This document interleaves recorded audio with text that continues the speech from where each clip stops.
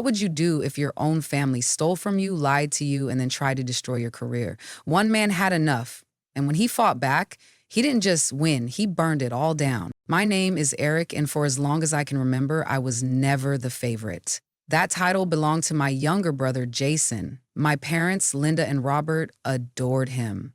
He could do no wrong in their eyes. Every mistake he made, whether it was failing out of school, wrecking a car, or getting into debt, was met with sympathy, excuses, and most importantly, a financial bailout.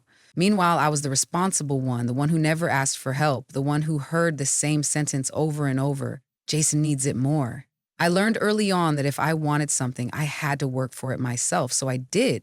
I put myself through college on scholarships, worked multiple jobs, and climbed the corporate ladder, inch by inch, until I finally landed a position that paid me what I was worth. This year, for the first time in my life, I received a six-figure bonus, $125,000.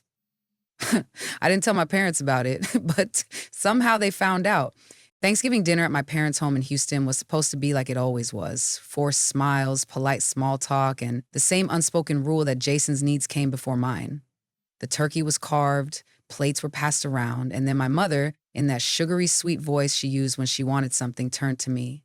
"So, Eric, we were thinking—" A bad sign. My father exchanged a glance with her before she continued. "Since you got that big bonus this year, we figured it would be really helpful if you gave it to Jason. He's been struggling so much lately." I blinked, laughed. Surely they were joking, but their faces were deadly serious. "That's funny," I said, setting my fork down, "because I have a surprise for you, too." For the first time, Jason actually looked up from his plate, interested. My parents perked up, thinking I was about to say something generous. That's when I pulled up my laptop. I had spent months gathering evidence, screenshots, receipts, bank statements, emails, documenting every single time they had taken money from me, every loan they never paid back, every time they said it was an emergency. I had been keeping track. I turned the screen toward them. Silence. My mother's smile froze. My father's grip on his wine glass tightened. Jason, who had been smirking all evening, suddenly looked like a deer in headlights. They had no idea what was coming. "What is this?" my mother asked, her voice trembling.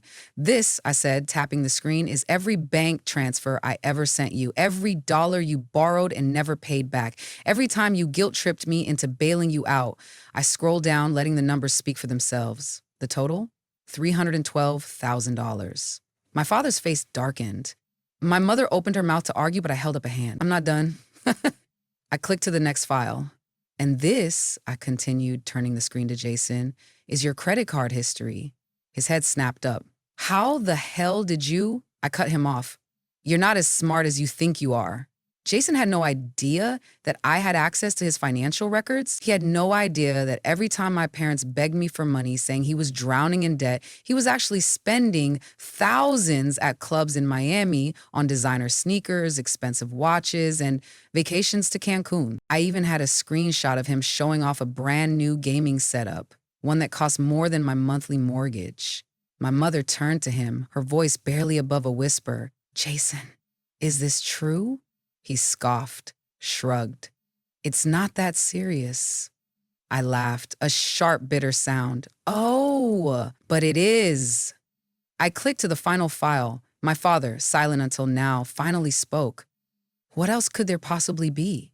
I turned the screen to face them. "This," I said, my voice calm, "is the record of every mortgage payment I made on this house." My mother's face went pale. My father exhaled slowly, his jaw clenched so tight I thought his teeth might crack. See, a year ago, they had come to me in tears, claiming they were about to lose the house. They begged me to help, just a little bit, just enough to get back on their feet. I was hesitant, but I didn't want them to be homeless, so I paid, and paid, and paid. Then, one day I got curious, did some digging, and I found out the house was never in danger. The money? Gone. Straight into Jason's pocket. I leaned back, arms crossed. "So, tell me again, Mom, Dad, why exactly should I give him my bonus?" Silence. And for the first time in my life, I was the one holding the power. My father's face hardened. Jason's smirk had completely disappeared, replaced by something closer to panic. My mother reached for her wine glass with a shaking hand. No one spoke, the weight of my words sinking in. Then Jason scoffed, pushing his plate away like the entire conversation bored him. You went behind our backs, he muttered, shaking his head. That made me laugh, really laugh. I went behind your backs? You stole from me? Jason rolled his eyes. Oh, come on. You act like it's that big of a deal. It's just money. My patience snapped. $312,000 is just money to you? I turned to my parents, my voice sharp. You lied to me. Over and over, and you expected me to just keep giving, to just hand over more money while he spends it on this?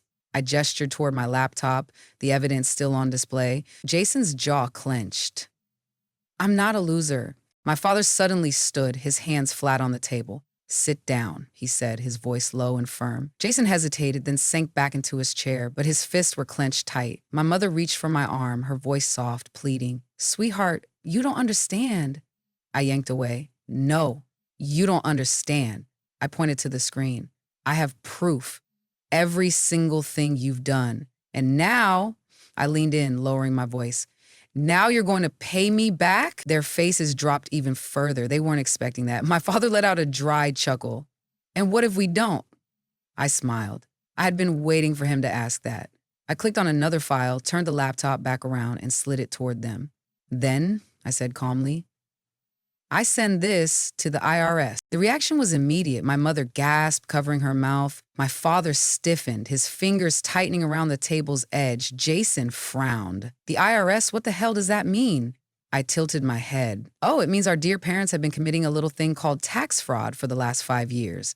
I tapped the screen. Fake deductions, false income reports, and oh, look at this. Filing you as a dependent even though you make plenty of money under the table. Jason's head snapped toward them. Wait, what? My father's face didn't change. He just kept staring at me, and for the first time in my life, I saw fear in his eyes. His voice was low, careful. You don't want to do this. I leaned back. Why not? Because we're family, I let out a humorless laugh. Family wouldn't have stolen from me. Family wouldn't have lied to my face for years. Family wouldn't have let me struggle while they threw money at someone who refuses to grow up. Jason suddenly shot up, pointing a finger at me. Oh, shut the hell up. You think you're better than me just because you work some boring office job? You think that makes you more deserving?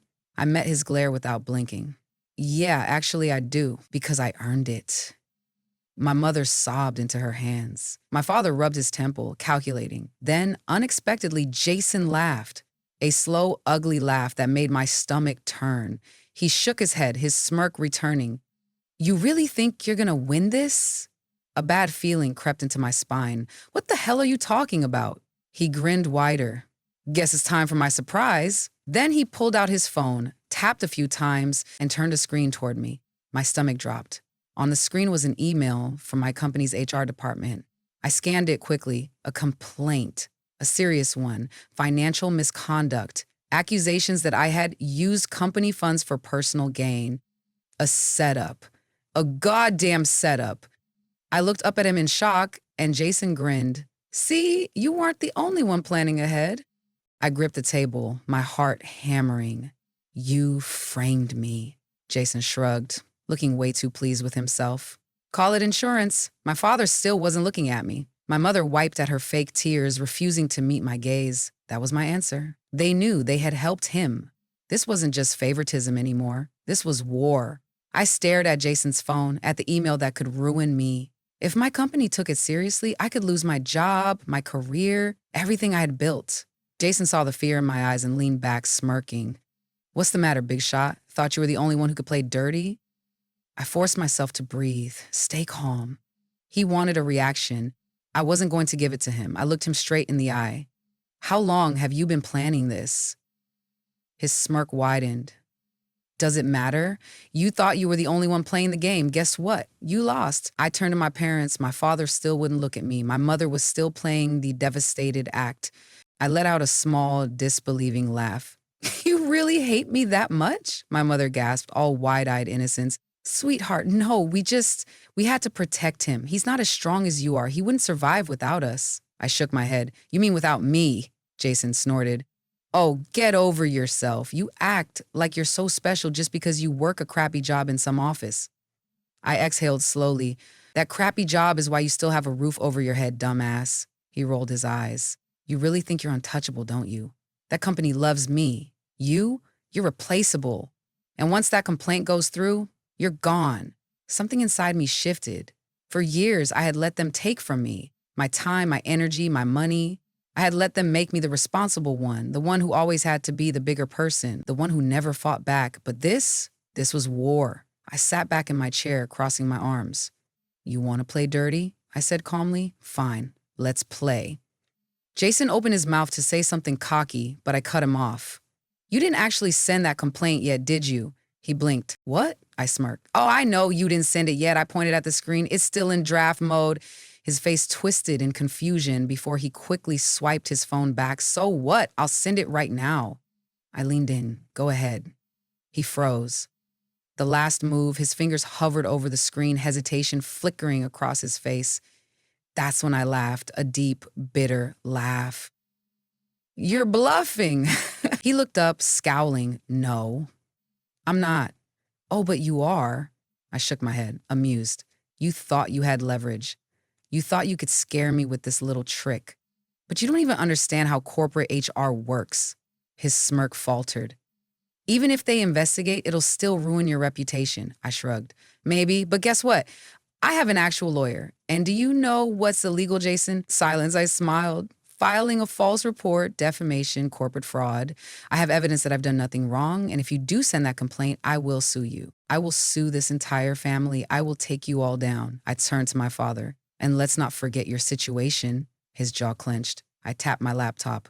All I have to do is send one email to the IRS, and you're looking at an audit, fines, maybe even jail time. My mother gasped. You wouldn't. I tilted my head. Why not? You were ready to let Jason ruin my career. Why should I protect you? Jason slammed his fists on the table. You're just bluffing. I shrugged. Try me. A tense silence stretched across the table. For once, they had no control. They were the ones panicking. I stood up slowly, packing up my laptop.